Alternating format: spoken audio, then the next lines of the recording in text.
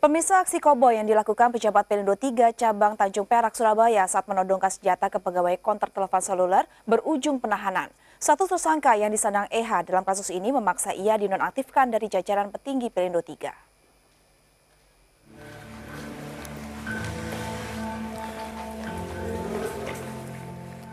Usai menjalani pemeriksaan maraton sejak Sabtu malam, tim penyelidik Resmob Satreskrim Polrestabes Surabaya akhirnya resmi melakukan penahanan terhadap Eko Haryadi Budianto, General Manager PT Pelindo 3, Cabang Tanjung Perak, Surabaya. Penahanan dilakukan kepada Eko usai penyidik menaikkan statusnya menjadi tersangka dalam kasus penodongan menggunakan senjata kepada pegawai counter ponsel di Jalan Margorejo, Surabaya.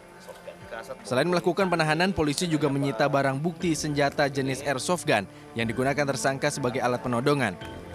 Tersangka juga diketahui tidak memiliki surat izin resmi kepemilikan senjata dari Polda Jawa Timur dan hanya memiliki surat keanggotaan dari Klub Persatuan Menembak dan Berburu Indonesia (Perbakin).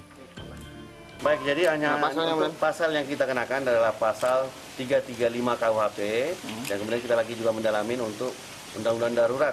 Apakah kategori soft gun, senjata soft gun ini masuk dalam senjata api. Yang jelas dalam pasal 335 KUHP ini ancaman hukumannya kurang lebih 1 tahun penjara.